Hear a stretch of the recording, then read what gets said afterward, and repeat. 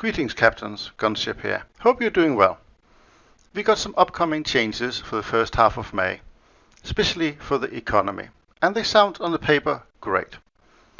A significant reworked economy for the blue water fleets with a new approach to award multiple algorithms for actions in battle and for the battle time. These changes will allow us to significantly increase awards after battle, making it much closer to the awards in ground and aerial battles.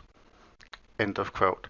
Now, that is great news. It has long been an issue, I think, especially because a match inside a blue water fleet battle takes longer time, and therefore you don't earn as much over time as you would do if you played tanks or planes.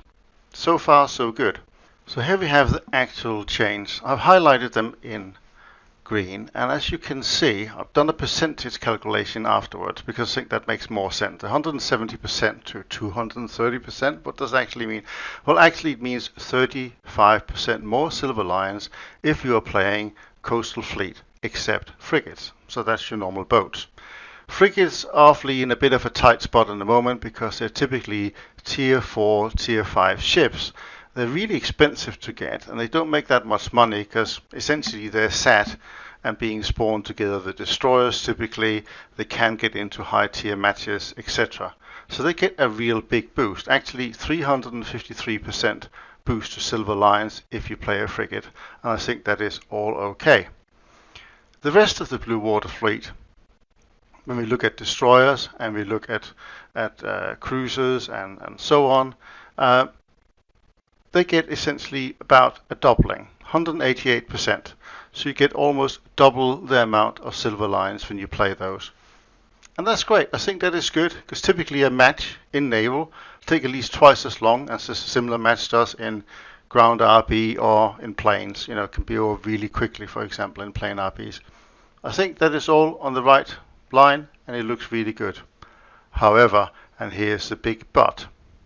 Let me start with two small video clips. So here I'm in my Huga and I got a Sarah around the corner. And as you can see, I give it a broadside shot with all the guns and the inevitable happen. I kill it. Why wouldn't you? Wouldn't you expect a battleship shooting all its guns at close range to initially just make the ship explode? Of course you would.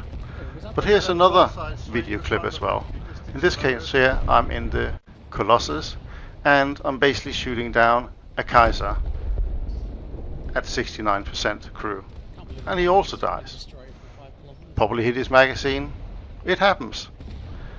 What I'm trying to say here is, while battleship on the one hand are extremely powerful, they are also very vulnerable. So here we come to the crux of the matter. What Gaiden also announced was a change to the economy repair cost. And they do that quite often, and that's okay. But this time they went to town, especially we come to battleships.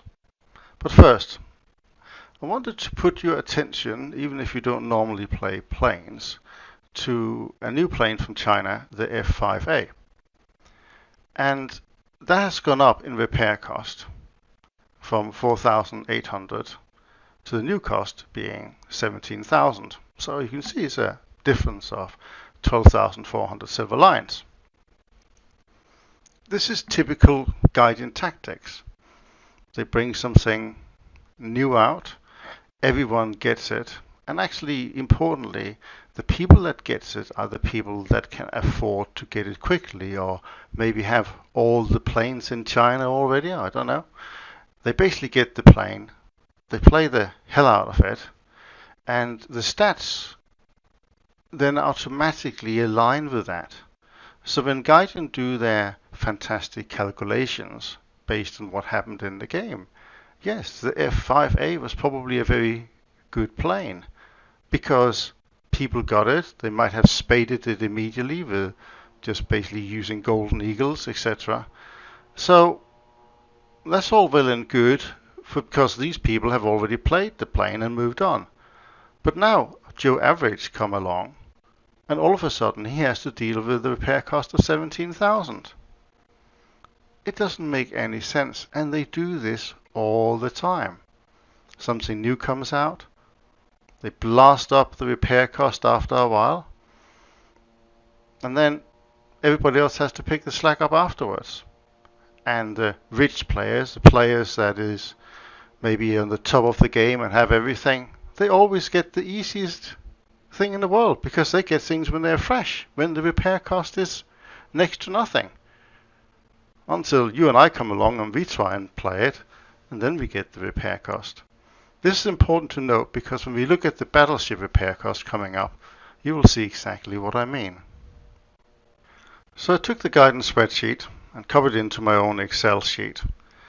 Basically, I added in what type it was, fleet, plane, tanks, etc. I added in the nations in a different format, basically so it's easier to sort on. And what we can see here is the top 25 most expensive things to play in the game. Now let that just sink in for a second. Do you see a pattern here at all? Well, of course you do. Just look at the top 10. The only thing that is not a battleship or battle cruiser is the B-29. How many people play the B-29 on a regular basis? Well, not that many, probably because of the repair costs, which actually are going down just a little bit, but it's still 40,000 silver lions. You're not going to pay 58,000 silver lions to play the Colossus. I don't get it. On the one hand, Gaiden is saying, ooh, we can see that people don't really play as much ships. Maybe it's because they don't earn as many silver lions. So they increase that, but they also give us the most expensive toys in the game to play with. Let's do a quick comparison with other English top tier vehicles. And here's your new reality. Middle of the May, this is what max repair cost will look like for each of these. Top tier British tank, Challenger 2, 6,360 silver lions. Phantom, 6,640 silver lions. I think that's actually going down a little bit. But the battleship, 58,100 silver lions. And I think you are almost as likely to lose a battleship as you are in losing a tank or a plane. In short, the repair cost of a battleship is 9 times higher. That is 9 times higher than if you play a plane or a tank. What do you think people are going to play? To complete the picture for you, let's look at the top 20s for each nation. Obviously here we got Germany, and as you can see, battleships are topping the tree. Very expensive. Von der Tann is going up massively. The Kaiser is going up massively as well. But not only battleships are getting a hit here. Cruisers are also almost doubling in cost, or more than doubling in cost. Just look at for example, the Hipper here. It's going from 6,900 to 12,900. Here we have the Great Britain fleet, and as you can see again, battleships are very high, obviously the highest one being the Colossus. It's got the dubious place of number 1 in the game. But interesting enough, the Kent is 20,000 to repair, while the London is now going to be 13,000. I don't really get why that is. Again, a dubious thing from Gaiden that suggests that they don't really know what they're doing.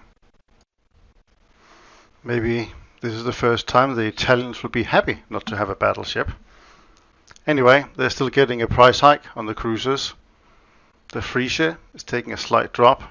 And you also notice things like premium cruisers, like the Polar.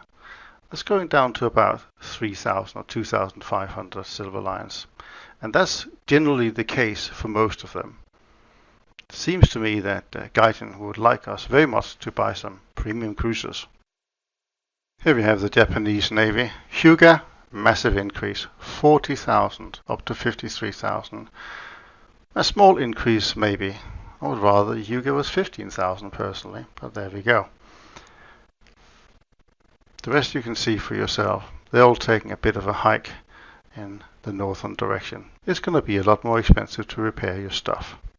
Let's look at the US fleet. Don't get me wrong, the Brooklyn is a really nice cruiser, but 27,000 repair cost? Look at the Baltimore, gone up by 13,000. And New Orleans. I mean, it's a good cruiser, but again, it's really a bit of a price hike here. Finally, we have the Russian fleet. And as you can see, things like Chapayev and Sverdlov cruisers has taken a doubling in price. Even the mighty Krasny Krim has been increased slightly, but only slightly. Now, I personally rate the Maria as one of the best battleships in the game, so I'm not really sure I can justify the new repair cost in relationship to, for example, the Japanese or the British. Maybe it's this word, was it Russian B? Oh, I've forgotten now what it is. Or maybe it'll come to me soon. Something Russian? Russian B? No, forgotten it. Anyways, I hope you enjoyed this video, and I hope that you can let me know in the comments below what you think. Will the fact that the improvement, and it is an improvement in terms of Silver Lion's earn, make up for the fact that especially battleships, but also cruisers, as we have seen, are increasing in repair cost? Will it balance out?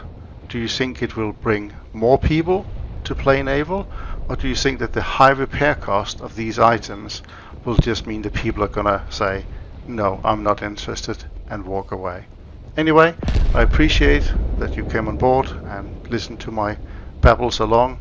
It was really great you're here, and yeah, please like, subscribe, all that kind of stuff if you want to. Bye for now.